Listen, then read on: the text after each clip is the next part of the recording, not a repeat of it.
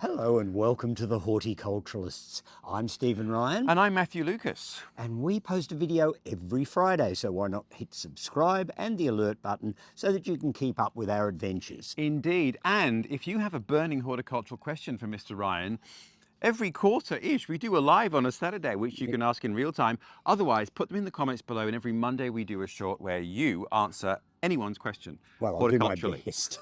I will definitely do my best. So anyhow, we are somewhere different today that we haven't been before. And the air is crisp, the sky is blue, there's a scent in the air. Yeah. Where are we, Mr. Ryan? Well, we're at a city known as Geelong. And Geelong is a bayside city about 3/4 of an hour from Melbourne along the bay, and it's Victoria's second major city. And we've come to visit the Botanic Gardens here at Geelong, which is Australia's 4th oldest. And it is so beautiful. So if you imagine there's a large sort of horseshoe bay, and Melbourne's kind of on that bit of the bay and Geelong's on this bit of the bay. So they kind of look across to each other. Yeah, exactly. It was still is a thriving city, but it was a very thriving large town back in the day. And like most large towns in Australia, or even some small ones, the founding fathers, and they all seem to be fathers, decided that it was civic pride that one had to show off, and the way to show it off was to put in a botanic garden. And that's exactly what they did here. We've decided we're going to come and engage with it for a couple of reasons. I have to admit to something of a conflict of interest, I have to say, Matthew. Mr. Ryan? Yes, because I am patron of the Friends of the Geelong Botanic Gardens, and it's the second patronage I've picked up, so I am of an age now where those things seem to happen. Yeah, so I come to some of their meetings and I get engaged with what they're doing down here at Geelong.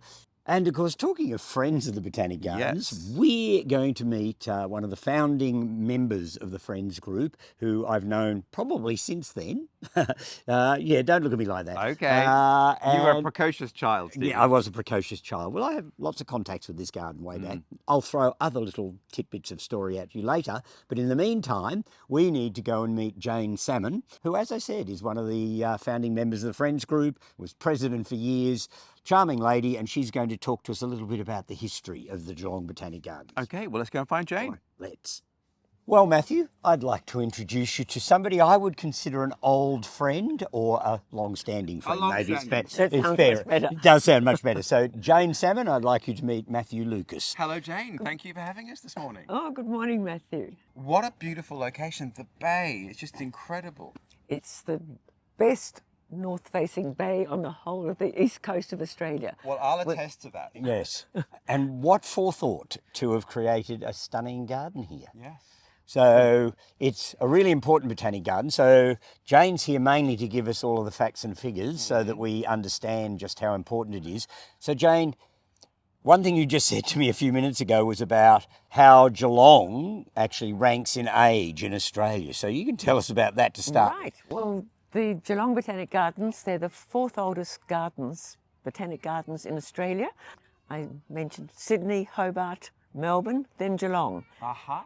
And Geelong was really rivaling Melbourne to be the most prominent city in, well, it wasn't even Victoria. Yes, it wasn't even Victoria No, way back then. We were part of the colony of New South Wales, and the gardens were reserved. 200 acres or 81 hectares was secured and reserved when we were still part of New South Wales.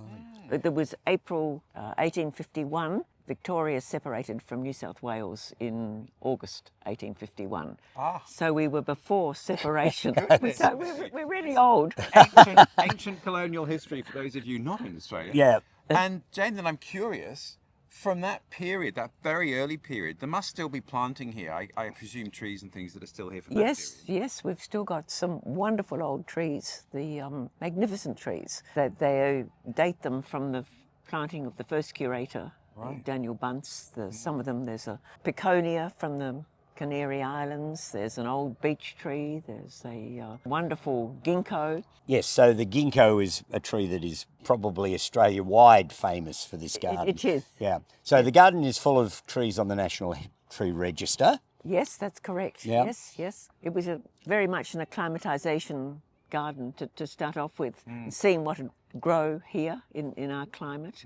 being on the water's edge, a lot of plants here have come from the Canary Islands, Yeah. because the boats called it the Canary Islands and sort of came into Geelong. Oh. They'd bring plants up from the boat to the gardens. We have strong winds here, you know, salt-laden winds. If the Right. winds, which Well, it's difficult, and you'll notice that some of the big trees, the old trees, they're planted very closely together, and that's because they didn't have any idea how enormous these trees were going to get. I love the Geelong climate. Yes. Yeah, that's right. They've thrived. This garden, unlike Melbourne though, wasn't designed by Guilfoyle or planted up by von Mueller or No, whatever. no, Bunce was the brain behind Bunce it. was here, from 1857 to 1872. And he made lots of garden beds, was a very keen plantsman, and he also planted a lot of Australian plants. Yeah, he was great, an interesting character, but he also helped other botanic gardens in the Western Districts, did he not? He sent out thousands of plants from here to... Yes, other Camperdown's one example, I think, from memory, that has a lot of bunts involved That's in. right, and Colac too. Yeah. That they have an area that was bunts. And so, Jayne, what is your role in the Botanic Gardens?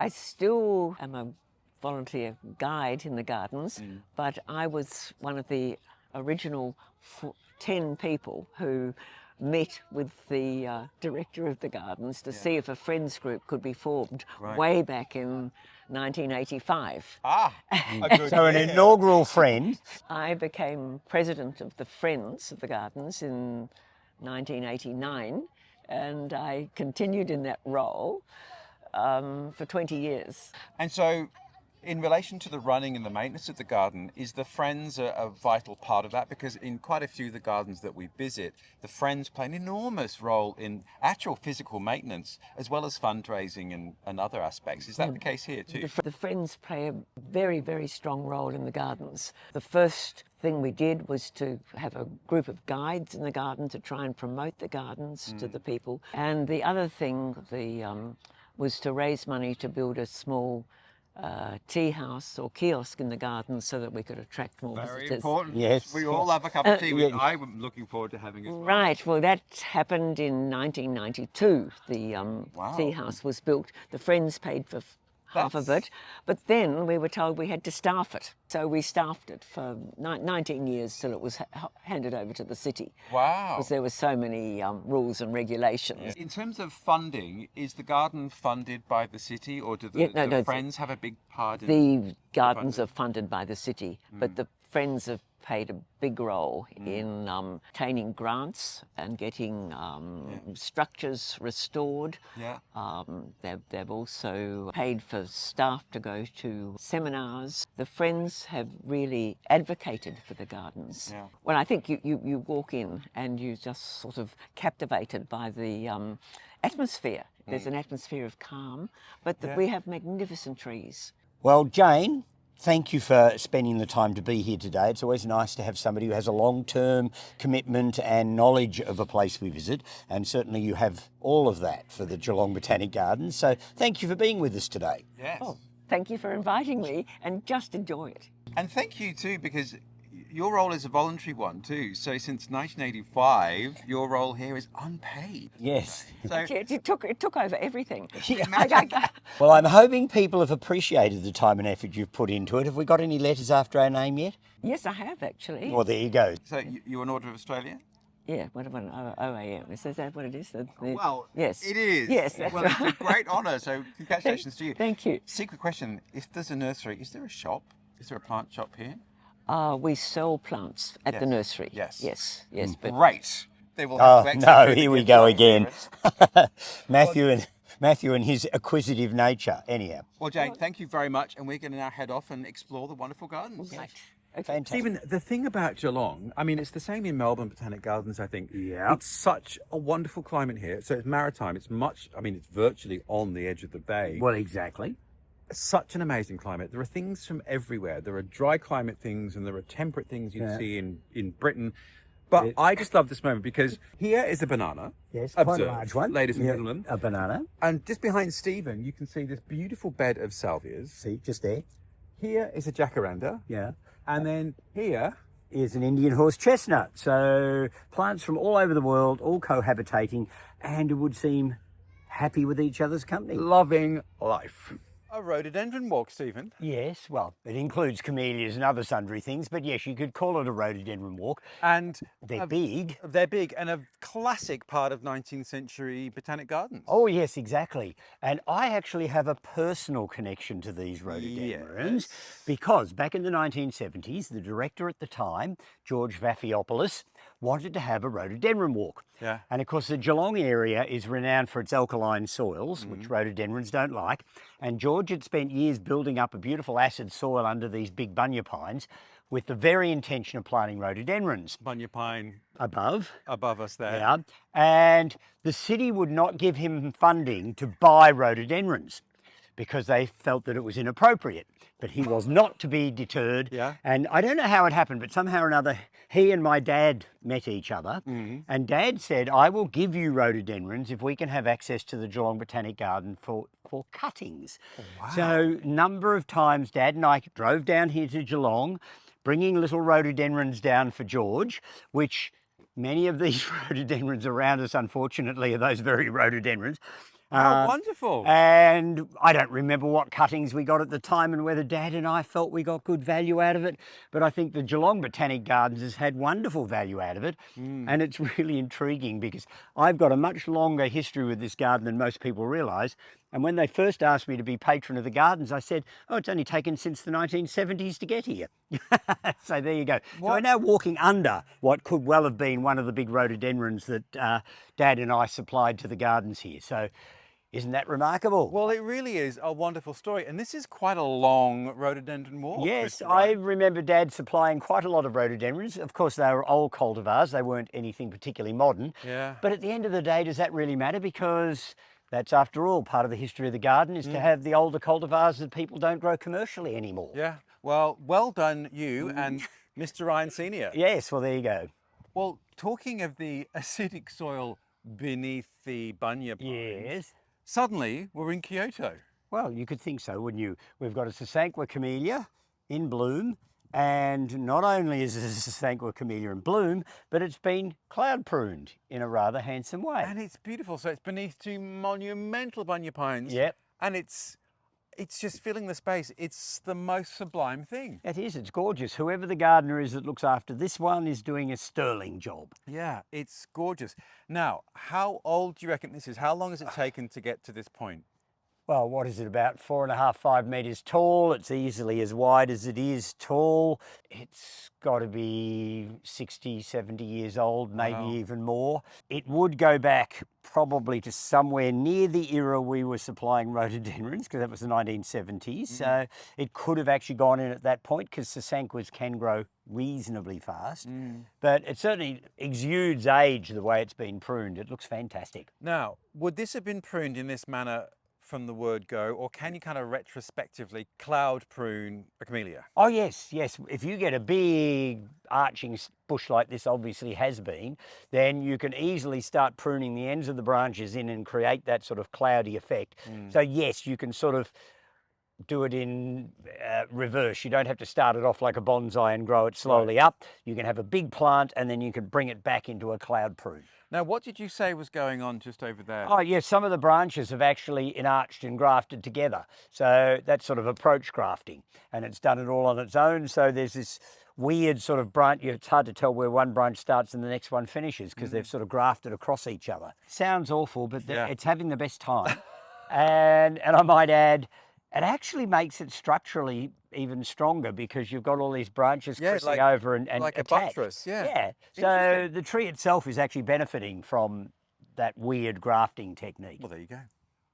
Well, Stephen, I don't know in botanic gardens anymore whether perennial beds are deeply out of fashion or not, but here is a really beautiful perennial bed. It is. It's a great perennial border, and it's got a lot of the expected things. It's got the penstemons, it's got the dahlias, it's got the windflowers, it's got, you know, all these different things, salvias, the works. Tree dahlias. Liliums. The garden is full of all sorts of interesting stuff, but it's got a slight twist to it. I mean, you wouldn't see some of these plants grown in the classical British perennial border, for instance, sake. Yeah. So there's a distinctly subtropical to tropical feel about it, with all sorts of other interesting plants, like the brilliantasia over the back there. Now, we saw that in a bed in the Melbourne Botanic Gardens, and you saw it in, not in the wild, but... No, gone wild. Gone wild? Yeah, gone wild. Plants gone wild. In Mauritius, growing along a stream side. We walked into one of those old homesteads, and we walked down this hill to the stream, and the whole stream was full of brilliantasia growing along the edge of the water. And it was drop dead gorgeous and obviously a weed, but anyhow, it looked fabulous. And you can't grow it. I can't grow it. But I can. Mine's in a pot, living life. Yeah, and look then at that one. There's a beautiful Canna behind. Oh yes, Canna ehemannii, which is a very early hybrid, and it's one of the tallest of the cannas, and it's sterile, so it doesn't produce any seed, and it's a shame because you could breed some amazing cannas from that plant. But anyhow, it was bred, I think, in the 1890s. Oh, well, ehemannii, appropriate. so, Because yeah. we're sort of in the 19th century bit of the garden at the moment, so it makes Yeah. sense. And then behind those, something unexpected is that palm tree from New Zealand. Yes, the New Zealand Nīkau Palm is right behind the border. So yeah, it is. It has that sort of tropical feel about the border. So it's a classical herbaceous border With that's a having twist. a pina colada at the same time. So what can I say? If you like, yeah. Yeah, don't go into any songs. No, don't go down that. But you should come to the Geelong Botanic Gardens, because so we're filming this in sort of mid-autumn, and there is so much going on. Oh yeah, yes, the borders are full. I mean, Yeah. this perennial border goes on for feet and feet and feet, or metres and metres and metres. And there's another border all full of salvias. There's borders full of fuchsias. I mean, the place is just full of fabulous plants. Well, Stephen, we're in the sort of the 19th century part of the garden, and Yep. I guess this, Oh yes, edifice. which isn't, I mean, do you think it ever was a fountain? No. Yeah, look, I don't think it was. I think it's just a moment, Yeah, a moment. a monumental moment. It's a thing. And apparently by the signage on the side of it, this was donated to the gardens in 1904. And yes, it's a bit of high Victorian Edwardian frippery. I Actually- don't quite know what it is. I'm lying, because I think there may be a little pool bit Yeah. around there. And it may or may not be functioning, but there you go. Well, it's not now, Yeah. but I guess it just really well illustrates where these gardens were at in sort of the late 1880s, 1890s, 1900, that whole sort of Belle Epoque era. Yeah, and there was certainly a thing about embellishment in that period of time. Yeah. You couldn't have a garden that didn't have statuary and fountains and all sorts of things to embellish the garden for the edification of the locals. And I am reminded of the fountain scene in Brideshead Revisited. Slightly different. I wasn't going in that direction, but there you go. That is an amazing sort of Baroque Yeah. water fountain outside of Castle Howard, where it was shot in 1981. But anyway, this is a truncated version. Yeah, and we're not Who's Charles? cavorting. Who's Julia? Yeah, No. I don't know. Have we got strawberries, and where is Sebastian? Anyway, moving along, this is a beautiful moment. Also, this is very much sort of on an axis. It's that whole sort of 19th century that- linear. Yeah, very vista. formal, straight paths, that whole sort of thing that was done back then. So, and they've kept it in place, which is actually nice because it. gives you that sense of history and puts you into different eras throughout this garden, which I think is its big claim to fame. Yeah, it really is beautiful. And if we just cunningly spin around, right round, Yeah. baby, right round, there is There. that wonderful plant that we engaged with at Burnley. What Oh was it? yes, the Bocconia, which is in the poppy family and is a remarkable foliage plant. I just love it. And again, it's one of those things I can't grow in my area because we're too frosty, but I can come down to Geelong and visit it. It's massive, and that's beautiful. You really get a sense of its Oh scale. yeah, and you can see it's going into flower at the top at the moment, but it just has these funny little fluffy things. It doesn't look anything like a poppy, but it is actually in the poppy family, sans petals, basically. So yes, that's how it works. All right, let's carry on our journey through the garden right. because it's stunning. Yes. All right. We are now standing in the midst of the Salvia collection at the Geelong Botanic Gardens. And it does hold one of the national collections of Salvia. I think it's about 4, all in Victoria. And I was stopped in my tracks by this beautiful yellow large-leafed Salvia, madrensis, which is one of the South American ones or Central American ones. It's tall. Yeah. And it's big and it's bold, and yet it's yellow, which isn't one of the common colours in salvias. So, No. yes, this one really stopped me as we were walking around the border, but there's magenta ones, pink ones, blue ones, you name it, they're all here. And of course, we have got a whole salvia playlist because we spent a wonderful day yes, with Meg Bentley out didn't we ever? out in her garden. Every salvia known, not literally, Well, but almost. almost. We did a salvia video about shade-loving ones, sun-loving ones, and how to propagate. Yes, we're all with Meg. We both left exiting through the gift shop. Yes, we both ended up with a salvia to take home. This I love. I mean, it's so sculptural. Also, the size of these leaves, Yeah. it's kind of got a real tropical vibe. It certainly has. Even though It's it's a a beautiful salvia. thing. It's just gorgeous. Yeah, and actually this is a great spot for it because it's not sort of crowded out. It's got room to Yes, show its it's breadth. Yeah, it's really doing its thing here. So Yeah. the salvia bed has been well thought through, I think. Well, actually, the salvias, everywhere we look, there are salvias. So if you're a salvia fan, Yeah. Geelong Botanic Gardens is for you. Yeah, absolutely. Beautiful collection. All right, on to the next, Stephen. Oh, here we go. All right, Matthew, just to prove that we're here in a high autumn, and this is a tree that I would select as something really special. Not rare, though. This is Pistacia chinensis, the Chinese pistachio tree. It doesn't produce pistachio nuts, so don't get excited. Right. And you do need a boy and a girl one if you're going to get seed on it. But it's one of those trees that I recommend to people around areas where they're virtually frost-free if you still want autumnal colour, because it is one of those trees that will colour beautifully in suburban Melbourne where we basically get no frost. And so a lot of the things like Japanese maples and other things that are renowned for their autumn colour don't do it really well in frost-free environments, but the pistachio will. So Pistachio chinensis is a great small tree, ideal for a small suburban garden, nice little courtyard tree or whatever, and you can always rely on it for good autumn foliage. And then right in front of us, Yes. we're just going to spin around. Here we 'cause we're go. so clever, right into the sun. But Yes. here is another very, very handsome tree which struck Just me, colouring. and I wanted to ask you about it. All right. It's not massive, but it's got a very beautiful form. And it's one of the great Japanese maples, but it's not Acer palmatum, which is what we'd commonly call a Japanese maple. Yeah. It is in fact though Acer japonica, which means that it comes from Japan. So it's another Japanese species, and we would call it, for reasons I can't quite figure out, the half moon maple. It has a bigger leaf than the classical Japanese maple, a heavier branching arrangement, sort of Well, bigger boulder. it is kind of a half moon shape. I've seen them growing in all sorts of shapes. So Oh, I'm not so sure that's got anything to do with it. Shoot that down. Yes, I think so. It may have something to do with the shape of the leaf. I'm not quite sure. Some Right. sort of esoteric something or another is where the common name came from. Okay. And by the looks of that one, it's a big leafed one, and I'd say it could be the variety called Vitifolium, which is means vine-leafed. So Right. it has a leaf a bit like a grapevine. Oh yeah, which it does. A Yep. beautiful, beautiful tree. Okay, let's find more things in the Geelong Botanic Garden. We will.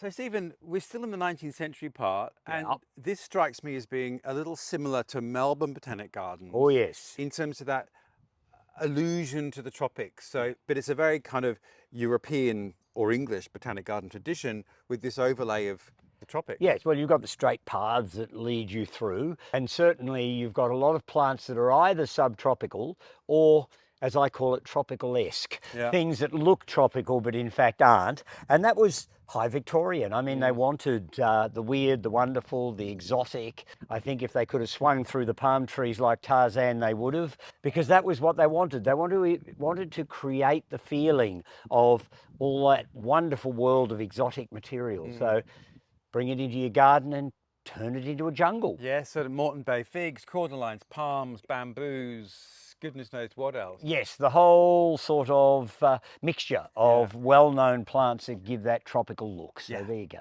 The other thing, which is just over here, very 19th century, sort of little hermitages, little pavilions. So this is a little thatched, whatever it is, pavilion. Yeah, I guess you call it a pavilion. It's somewhere you could come and sit if the weather was a little inclement. You could bring something to drink and eat and have a little picnic in there. It's just that little bit of romantic nonsense that makes a garden interesting. And this is one of those things that Jayne from the Friends Society was saying that they funded the restoration of, because Yes. often they're the first things that They go. collapse. Yes. Yeah. And in fact, there seems to be an era of that at the moment. I mean, Bendigo Botanic Gardens has just reinstated a high Victorian fernery, and lots of the different gardens are trying to put back some of that really quirky, interesting structural stuff in the gardens, which is lovely to see. It is. All right, onwards and upwards. Yes. Well, Matthew, right behind us, there is the big bulbous trunk of one of the world's iconic palm trees, Jubaea chilensis, the Chilean wine palm. Yeah. And that would have been planted by Daniel Bunce, and it is in fact the, well, I guess, floral emblem of the Friends group. Oh, right. Yeah, because they call their newsletter Jubaea. Right. So they've named the newsletter after the iconic palm in the Botanic Gardens here, which of course is on the National Tree Register. Now, we have met that palm at the Botanic Gardens in our Cool Palm story. Yes, we certainly Now, did. just explain the trunk to me again. Oh, 'cause yes. It's Weird. bulbous. Yes, it's sort of a bottle-shaped trunk. Yeah. And the trunk, when it's a young palm, puts a lot of energy into creating a wide trunk with it, which is obviously nutrient and moisture storing. But as it gets up taller and taller and taller, and it starts to flower and fruit, it needs to put its energy back into its flowers and fruit. So the trunk tends to narrow as the tree gets up around about flowering size. Right. And then it always keeps a narrow trunk the rest of its life. Right. So that's sort of how it works. And it's endangered in the wild. It's called a Chilean wine palm because they used to make wine out of the sap, which of course would then kill the tree. So it was quite an expensive way of creating alcohol, I have to say.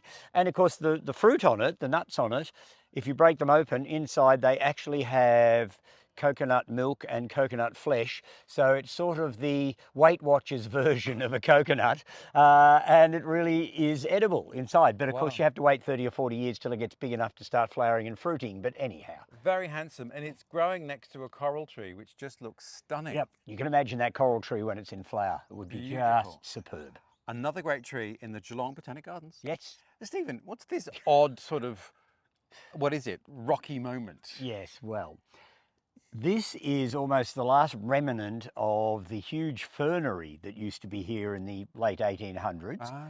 And if you look at the top of it, it's actually got a piece of metal pipe sticking up out of the top. It was actually a fountain. Right. And in high Victorian times, that sort of grotesque rockwork was a thing.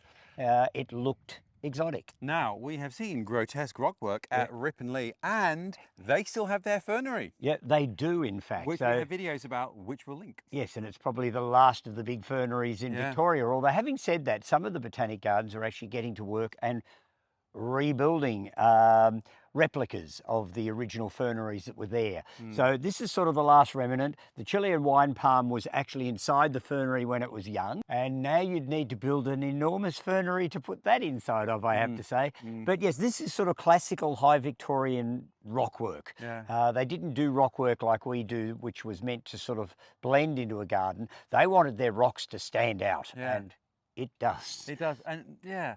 I'm not a lover of that sort of high Victorian hard landscaping, must say. No. Although that's kind of, honestly, we could be in Angkor Wat. It looks like an overgrown remnant of a temple. Well, and it may be your temple to flora. Oh, indeed. Well, Matthew, behind me and you is probably one of the most important trees in the Geelong Botanic Gardens. Yeah. And it is a Ginkgo biloba that was planted probably by Daniel Bunce back in the 1850s-ish. Considering the tree was only discovered in the 1790s, it was still a comparatively new thing in horticulture at the time. Isn't that amazing to think? And of course it was well known even before that because it shows up in fossil remains in coal deposits and so forth. So the ginkgo would have even been an Australian native way back. In fact, we could be reintroducing a native. That's a way of looking at it. And it's a really odd tree because it's sort of lumped with the conifers in general. So they say it's, there's coniferae and Ginkgo Acer, and that has a seed pod on it that has a naked seed. It has a beautiful maidenhair fern-like foliage, hence the common name maidenhair tree. And it is a very ancient tree. I tend to try and avoid saying living fossil because that's an oxymoron. But anyhow, well, it is. You can't be a fossil and alive. So there you go. This looks like sort of molten ice. Yes, or wax or something. What's Yes. going on there? Well, they're classed as aerial roots, and ginkgos will often throw out these weird root-like structures. And give it another 100 years, and those things might have hit the ground and taken root. So We'll have to come back. Yeah, we'll have to come back at another visit. So it is one of the really important trees of this garden. It's possibly the biggest and oldest ginkgo in Australia, and it really is a magnificent specimen. We're here a bit early. If we were here a couple of weeks later, the whole tree will have gone brilliant golden yellow before it sheds. Beautiful. But it's still worth coming and visiting at any time of the year. Indeed. Well, we're very much in the 20th century end of the garden. I would say the 90s. Yes, about which the is 1990s, This yes. wonderful conservatory. Now, the fans are on in the moment, so the noise is a bit too much for us, but we did take some footage inside. I love a conservatory, and I must say the Melbourne Botanic Gardens, that is not a conservatory. No, it's an apology for a hothouse. Sorry, Botanic Gardens, we love you, but not your hothouse. We do know that eventually the idea is to build the fantastic conservatory, and one hopes that Melbourne will take it to a new level when they get round to doing it.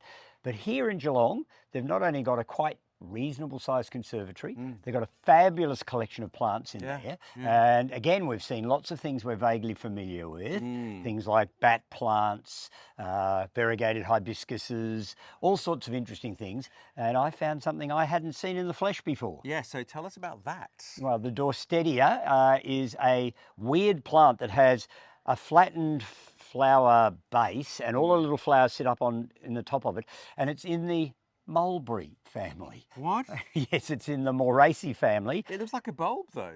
It's not. It's a sort of a soft-wooded, perennially shrubby thing. Wow. And it's got one of the most bizarre flower arrangements of anything you can get. It's certainly not pretty, but it's really fascinating. So we've seen that in there. We've seen all sorts of plants. There's wonderful tassel ferns. Now, they also had that famous Amorphophallus titanium. Amorphophallus. Yes. But so obviously that flower occurred in spring. Yeah, it was a few months ago. I can't remember exactly That's the when. giant one that's, this big that stinks to high heaven. Yeah, yes, it is quite a smelly but rather remarkable plant. But it's now in leaf. Yeah, and the leaves, they've got leaf stems on them that look like giant tree trunks, and they're all mottled like leopard skin patterning. I mean, it looks like a small tree. It's the size of a Japanese maple. It's enormous. Yeah, and yet it's growing from a corm about so big underneath the ground. Unbelievable. That is the most beautiful thing. It's wonderful to see all those Amazon lilies in there too. Oh yes, the eucalyptus. Beautiful, beautiful bulbous plant. And the perfume's drop dead gorgeous. Now, I grow that in a pot inside as a pot plant. It can take all manner of abuse. It loves being forgotten to be watered. Flowers once a year for me, and it has that incredible head of flowers. Doesn't last long, but gee whiz, it's a beauty. It's worth it nonetheless. Yeah. And what's that beautiful orange shrub? Well, that's Ixora, and in fact, I saw a lemon form of it in there that I haven't seen before, because you normally see Ixora in that sort of flaming scarlety orange, and there's a really pretty cream one in there as well. So it's a really handsome shrub, almost looks like a small Vitifolium rhododendron in lots of ways. Not that it's even vaguely related, but there you go. So it's a very beautiful hothouse, I must say, with fantastic things. Very easy to access, and everything's got a label, because often those types of houses can be quite overgrown and chaotic. But it's very ordered. So well done, Geelong Botanic Gardens. It is a very good conservatory, I have to say. I love a hothouse, Stephen. Yes, well, one day we'll be rich and famous enough to have one. Well, Stephen, the Geelong Botanic Gardens. Hasn't it been a fabulous day? It's just beautiful. Look at all this beauty behind us. And honestly, we've barely scratched the surface. We could do the 2nd, the 3rd, the 4th, the 8th, the 9th or 10th video here in the Geelong Botanic Gardens. Now, we'll put the links below, so if you do want to come and visit, it's free to enter, and it's about an hour and 20 minutes away from Melbourne, Geelong's second city of Victoria. Beautiful, beautiful garden. Well worth a visit. Yes, I would recommend it to anybody to come and have a visit. They've got quite a good little cafe here. There's good signage around the garden. Most things are labelled, which makes it easy for you home gardeners who want to learn a little bit more about plants. So what more could you do? Have a lovely wander around such a congenial spot. It is indeed. Now, what could we be doing next week, Stephen? Well, we could be in another Botanic Gardens. We could be in a private garden. We could be looking at a whole group of plants. Who knows? You'll have to hit subscribe to find out, because we do post every week on a Friday. And don't forget, if you've got a question you'd like to ask me, pop it into the comments section below. Tell me where you're from for context, and we will answer your questions on one of our Monday shorts. We will. So many thanks again to Jayne for her time in explaining the garden's history to us, and the Botanic Gardens team for allowing us to wander around. It's been a beautiful day. Do come on down, but we look forward to seeing you next week. Bye all.